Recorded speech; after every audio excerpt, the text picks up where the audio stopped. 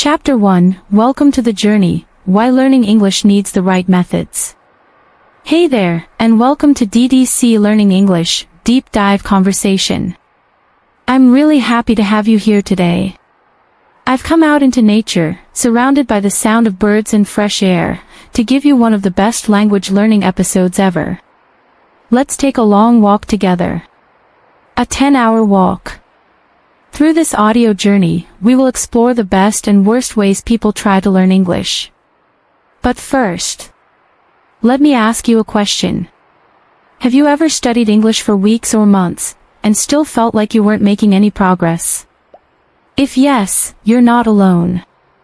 Millions of learners feel the same way.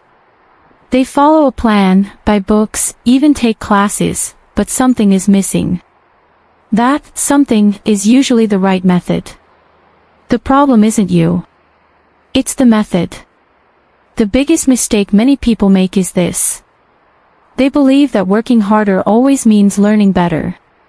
They sit with a grammar book for hours. They memorize hundreds of words using flashcards. They write notes from YouTube videos without ever using them. But here's the truth. Working smarter beats working harder. Let me give you an example.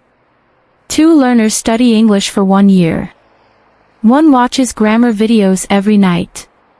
The other speaks English out loud every day with basic vocabulary. Who do you think improves faster? The second one. Why? Because they use the language, not just learn about it. Reflect on this.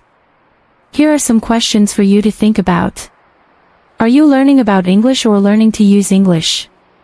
Do you feel confident when someone speaks to you in English? Are you more focused on perfect grammar or real understanding? Take a moment. Really think about those.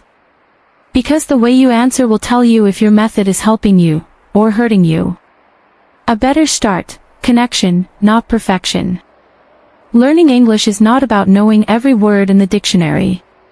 It's about connection, with people, with ideas, with the world. You don't need perfect grammar to tell someone about your day. You don't need advanced vocabulary to ask for help or say thank you. You just need confidence and the right tools. Let's build that, step by step. Start using, not just studying. From this moment, I want you to stop thinking, I'm learning English, and start thinking, I'm using English in my life. Every little moment counts. Describe what you're doing. I'm walking. I'm eating. I'm listening to English. That's where real learning begins. Now that we've opened this journey with intention and awareness, let's go even deeper. You might be surprised what comes next. Chapter 2, The Grammar Trap, Friend or Enemy. Alright, welcome back, my friend. I hope you're enjoying the calm sounds of nature while we go deeper into the world of language learning. In this chapter, let's talk about something many learners fear, and maybe even love, grammar. Grammar is everywhere. Every textbook, every app, every class, they all talk about grammar. But today, we're going to ask a difficult question. Is grammar really helping you, or is it holding you back? Let's find out together. What grammar teaches, and what it doesn't. Grammar is like the rules of the game. It tells you how sentences are built, how verbs change, how to ask questions or give answers. Here are some examples you probably know. Present simple, I eat breakfast every day. Past simple, she went to school yesterday. Present continuous, they are watching TV. But here's a problem. Grammar teaches structure. It doesn't teach conversation. You can know all the tenses and still freeze when someone asks, "Hey, how's your day going?" The obsession with grammar. Let me tell you what happens to many learners. They buy grammar books. They watch grammar videos. They make notes of grammar rules. They memorize verb tables. They get scared when they make a small mistake. And the result? They understand grammar, but can't speak or listen well. They feel anxious. They stop enjoying English. They stop trying. This is what I call the grammar trap. Think about this. Let's pause for a second. Answer these questions in your mind. Can you have a basic conversation in English without thinking of rules? Do you stop speaking because you're scared of grammar mistakes? Have you delayed speaking practice because you feel not ready? If yes, you're not learning to communicate, you're learning to avoid embarrassment. But guess what? Making mistakes is how you learn. Every child learning their first language makes tons of mistakes. Do parents correct everyone? No. Because the brain learns naturally, through experience, not perfection. Real talk, native speakers break grammar rules all the time. Yes. You read that right. Let me give you examples from everyday conversations. I ain't got no time. Gimme that. She don't know. You was late. These are all grammatically incorrect, but millions of native speakers say them every day. So, if they break the rules and still communicate clearly, why are you afraid of being perfect? Speak first. Fix later. Here's a better approach to grammar. Use first. Understand later. Fix when ready. Let grammar come after your conversation habit is strong. Just like a child says, "Goed" before learning "went." You can speak with mistakes and improve naturally. Here's a strategy. Speak or write something in English. Record yourself. Later, check for grammar improvements. Try again, but don't stop speaking because of fear. The brain doesn't learn rules. It learns patterns. Have you ever learned your native language by studying verb charts? Of course not. You learn from hearing the same words again and again in different situations. That's what your brain needs, repetition in real context. Not rules, but patterns. So instead of saying, "This is the third conditional with past perfect and modal auxiliary," just say, "If I had studied, I would have passed." And say it again. And again. Until it becomes part of you. Review and reflect. Let's review what we discovered in this chapter. Grammar is useful, but not the most important thing. Too much focus on grammar creates fear and stops real progress. Speaking naturally, even with mistakes, is the path to fluency. Your brain learns from patterns, not from rules. And now, I have a challenge for you. Challenge of the day. Speak about your day in English. Don't worry about grammar. Just talk. Record it. Listen again later and fix just one thing. That's how you improve, step by step, day by day. Chapter 3, The Vocabulary Illusion, Why Knowing Words Isn't Enough. Hey again, my friend. I'm still here in the heart of nature, birds singing, wind blowing gently, trees whispering around me. And I'm ready to talk to you about something that almost every English learner misunderstands, vocabulary. Let me ask you something. How many English words do you think you know? 1,000? 5,000? 10,000? Maybe you've studied dozens of vocabulary books. Maybe you've even memorized the academic word list, or all 4,000 essential words. But, here's the painful truth.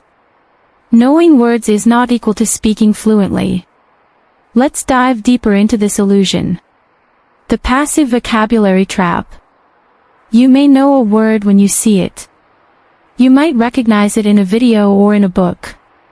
But when it's time to speak, nothing comes out. It's like your brain just goes, "Sorry, file not found." Why? Because what you understand, passive knowledge, is not the same as what you can use, active knowledge.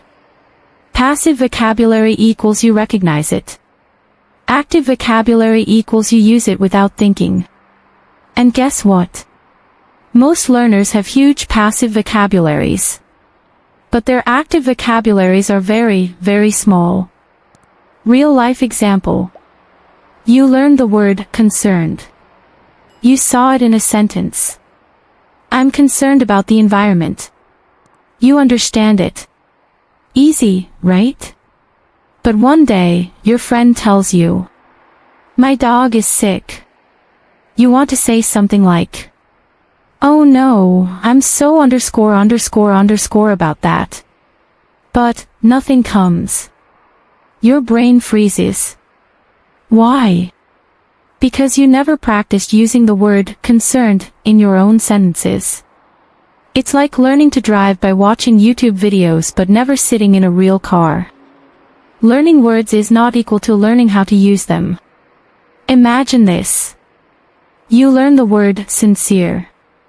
You write it down. You look up the meaning, honest, truthful. You memorize it. But have you used it in a real sentence? Spoken it out loud in a conversation? Heard it in different accents? Seen it in different types of context, email, movie, book, podcast? If not, you don't own the word yet. And you'll forget it in a few days. Here's a simple rule. You don't own a word until you can use it in 3 different situations. How to activate vocabulary, the 3-step process. Want to turn passive words into active ones? Here's my proven method. Step 1, choose fewer words. Don't try to learn 30 words a day. Instead, choose 5 to 10 important ones that you want to use in your daily life. Step 2, use them in different ways. For each word, do these. Write 3 example sentences from your life. Say the sentences aloud, like you're in a real conversation. Make a mini story using that word. Use it in a question to ask someone. Step 3, review with real speaking. Wait 2 to 3 days, then speak about your day and force yourself to use the word again. Here's a secret. When you use a word 3 to 5 times in your own context, your brain starts to remember it naturally. The danger of word lists. I know you love vocabulary lists. They feel organized. They look helpful. They give you a feeling of progress. But here's what they don't give you.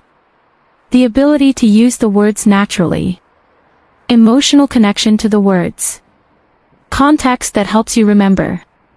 If you only study words on lists, you will forget most of them. It's called the forgetting curve. The brain forgets almost everything it doesn't use. Context is king. Let's compare 2 examples. Boring way to learn. Word, reluctant, meaning, not willing. Sentence, he was reluctant to go. Natural way to learn. You hear this in a movie. She was reluctant to talk about her past. And then you say, I felt reluctant to answer the question at the meeting today.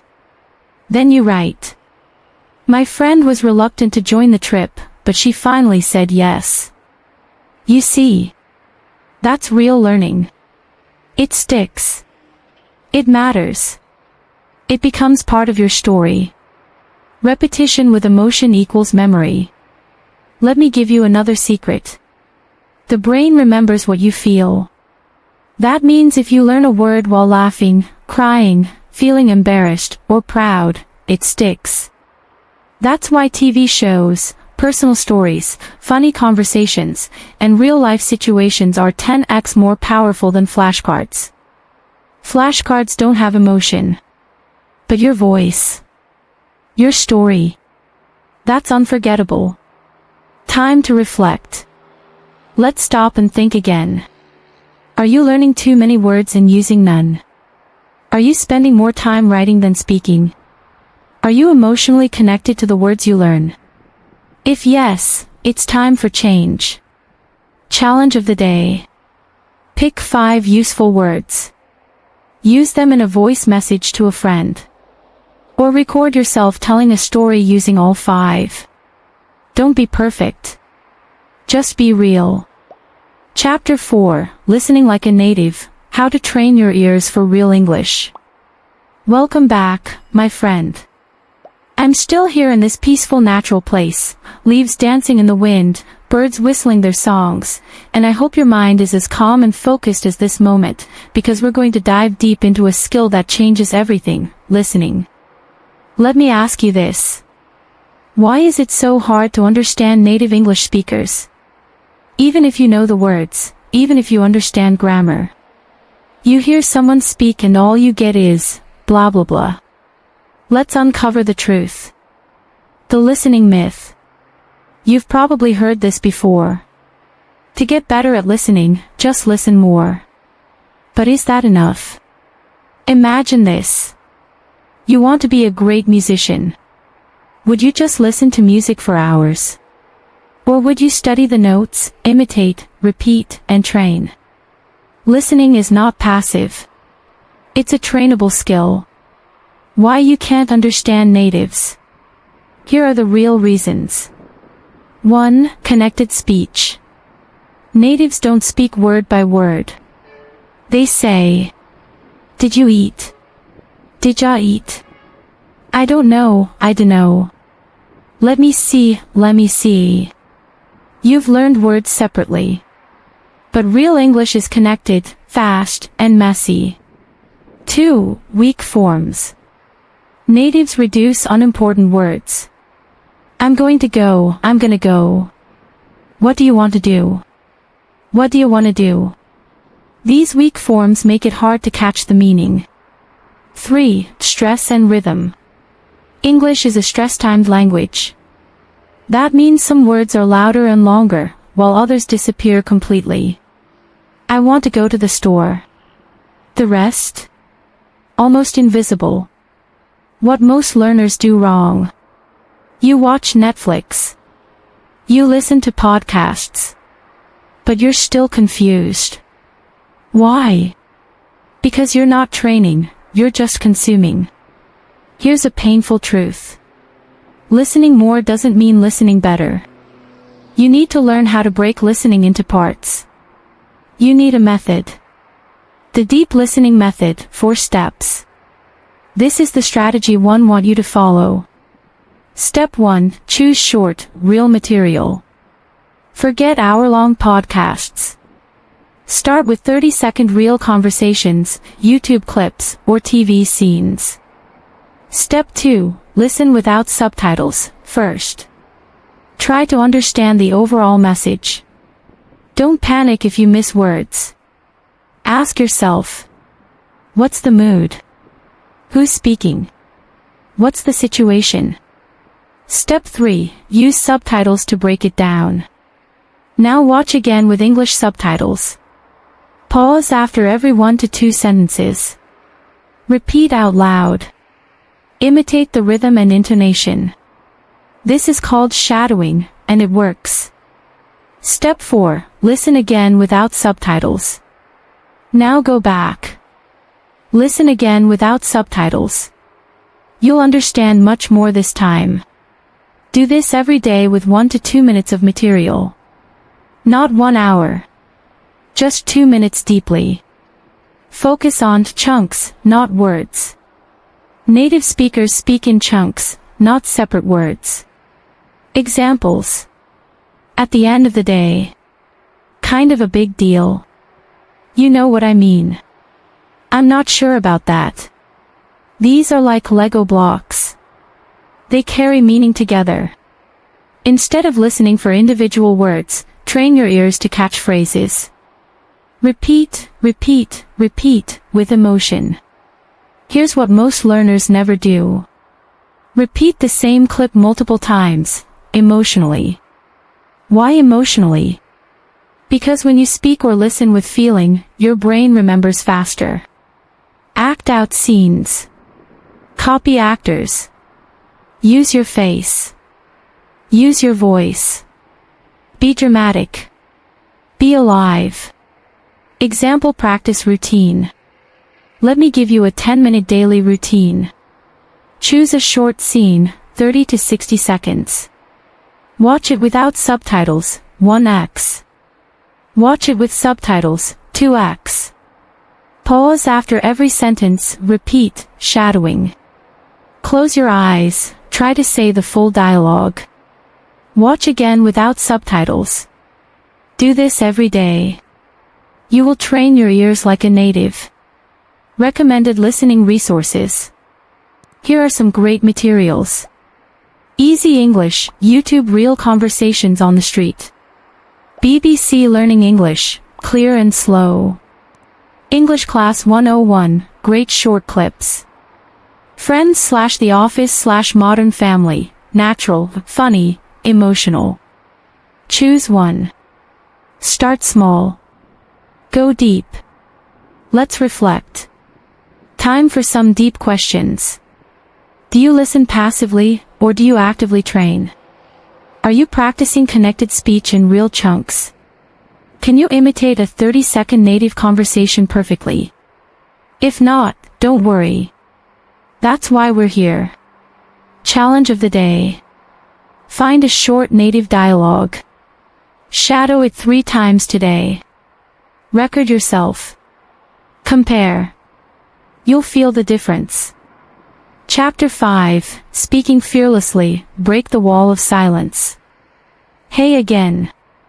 I'm still out here in the fresh air, surrounded by trees and sunshine. Nature always reminds me of freedom, and today, I want you to feel that same freedom, in your voice. Let me start with a question. Do you know more English in your head than you can speak out loud? You're not alone. The invisible wall. You understand English. You know vocabulary. You even write well. But when it's time to speak, you freeze. You feel shy. You say, sorry, I forget. That's not a vocabulary problem. That's a confidence problem. And it's common. Very common. Even advanced learners sometimes avoid speaking. Why do we fear speaking? Let's get real. Fear of making mistakes. Fear of being judged or laughed at. Fear of sounding stupid. Fear of not finding words fast enough. But here's the truth. You don't learn to speak by being silent. You learn by speaking badly, until you speak well. The science behind it. Your brain has 2 kinds of knowledge. Passive knowledge, what you know. Active knowledge, what you can use in real time. When you study vocabulary and grammar, that goes into passive memory. But only practice can turn it into active knowledge. That means, you have to use it. Out loud. Regularly. What most learners do wrong. They wait until they're ready. Until they know enough. Until they're perfect. But perfection is the biggest enemy of progress. Mistakes are not the enemy. Silence is. Powerful speaking techniques. Here's how to start speaking confidently even if you feel scared. 1. Shadowing with emotion. Repeat native speech with real emotion. Don't whisper. Don't mumble. Own the words. Act the feeling. Copy actors. Copy tone. Copy attitude. 2. Role-play daily situations. Act out real-life moments. Ordering food. Talking to a friend. Asking for help. Making a phone call. Do it in front of a mirror or camera. Yes, it feels weird at first. That's good. It means you're growing. 3. Record yourself. Speak for 1 to 2 minutes on a topic. Listen to your voice. Notice the pauses, mistakes, confidence. Then speak again. You'll be amazed how fast you improve. 4. Talk to real people. Find language partners. Use apps like Tandem, HelloTalk, Speaky. Don't look for perfect speakers. Look for people who are kind and want to practice too. Speak early, Speak often. There's no perfect time to start speaking. The time is now. You don't need to speak perfectly. You need to speak bravely. Make one mistake. Good. Make 100. Even better. That means you're learning. Time to reflect. Let me ask you some questions. What would happen if you made a mistake in English today? Would anyone die? Would the world explode? Or would you just learn and grow? Challenge of the day. Record yourself answering this question. What's your biggest fear in learning English? Then send it to yourself. Not for judgment. Just to see how far you've come. Chapter 6, Final Read to Rise, How Real Reading Builds Real English. Hey again, dear learners of DDC Learning English. I'm still here in this peaceful natural place, where the only sounds are birds and the wind in the trees. And it feels like the perfect place to talk about something deep, something quiet, something powerful, reading. Let's be honest. Most people don't read anymore. They scroll. They skim. They scan. But they don't read deeply. They don't read with purpose. And that's a big mistake, especially if you're learning English. Why reading is a superpower for English learners. Reading isn't just a passive skill. It's a training ground. It builds vocabulary, grammar patterns, sentence rhythm, idioms and collocations, cultural understanding, thinking in English. And here's the magic. You're not just learning English. You're learning through English. Why most people fail at reading. Here's what many learners do. Choose books that are way too hard. Read without understanding. Don't look up unknown words. Get bored fast. Quit early. And then they say, I don't like reading in English. It's too difficult. But that's not because reading is hard. It's because you didn't read right. How to read the right way, and actually improve. Here's a powerful system for learning deeply through reading. Step 1. Choose the right text. Pick something. At your level, or slightly above. Interesting to you. Not too long. Not a grammar textbook. Examples. Easy novels. Short stories. Blogs. News articles. Children's books, yes, seriously. Graded readers, specially written for learners. Step 2. First read, enjoy it. Just read. Don't stop for every word. Don't stress about perfect understanding. Ask yourself, what's happening? Get the main idea. Feel the flow. Step 3. Second read, learn from it. Now go deeper. Underline useful phrases. Highlight new vocabulary. Copy full sentences you like. Notice how things are said, not just what is said. This is where your real growth begins. Step 4. Use what you read. This is key. Turn the content into practice. Use phrases in your own writing. Talk about the topic with someone. Create your own sentences with new words. Make flashcards from useful expressions. What you don't use, you lose. Don't just read, reread. The best learners don't read 100 books once. They read one book 100 times. That repetition builds memory, increases confidence, makes words automatic. So go back. Read again. Each time, you'll understand more. You'll notice details you missed. Questions for deep readers. Let me challenge you again. When was the last time you finished a book in English? What kind of stories or topics really pull you in? Are you reading English just to improve, or to feel something? English is not a subject. It's a doorway. Reading challenge. Start small.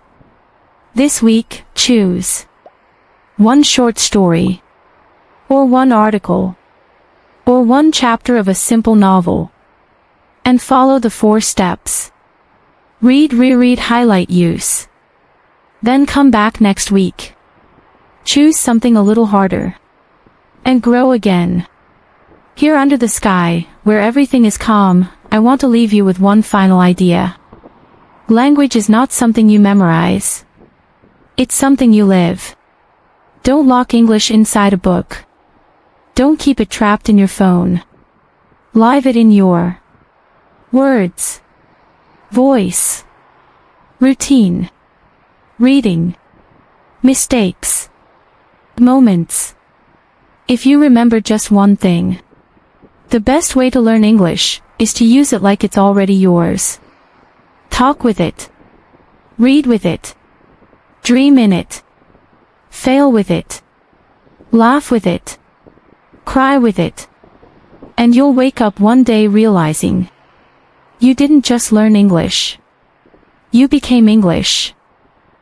From this quiet place in nature, I send you all the power, peace, and passion you need on your English journey. Thank you for being part of DDC Learning English. I wish you success, confidence, and joy in every step of your language adventure. Now go out there and speak your story. Bye.